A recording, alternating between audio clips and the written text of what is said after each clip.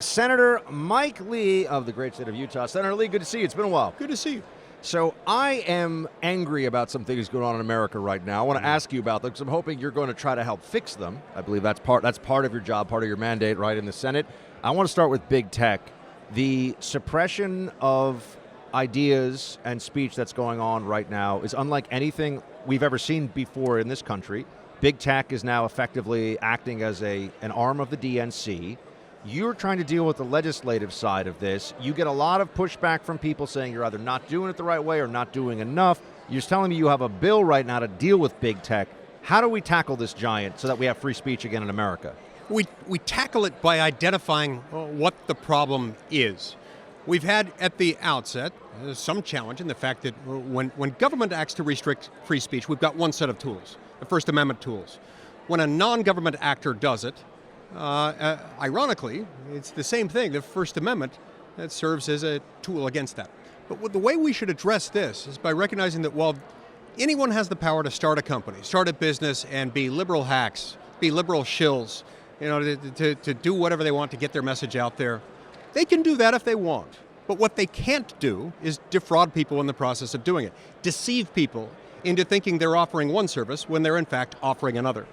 The bill I have introduced recently in the Senate, it's called the Promise Act, would give the Federal Trade Commission the authority to pursue aggressive enforcement action against any online provider, including and especially social media companies, who say one thing about their content moderation policies, say one thing on their policies themselves or through their CEOs, who say, oh, we're not going to tip the political scales one way or another, and then do the opposite, where they facilitate leftist speech, but they suppress and deplatform conservative speech. That's what's been happening.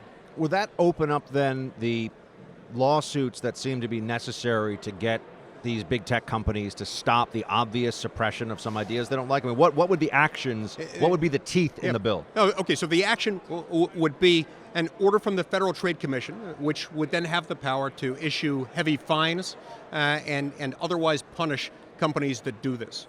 There was another proposal that we considered a few months ago that I still think has some potential, if we could get enough votes on it, that we were working on the Senate Judiciary Committee, on which I sit, that would itself open up a private right of action for aggrieved persons against some of these individuals. This bill deals with it from the government end, and it gives the government the enforcement authority to go after companies that deceive their would-be customers. What about Section 230 in all of this? It got a lot of attention in the last year of Trump's presidency. Obviously, Democrats aren't talking about it a lot right now.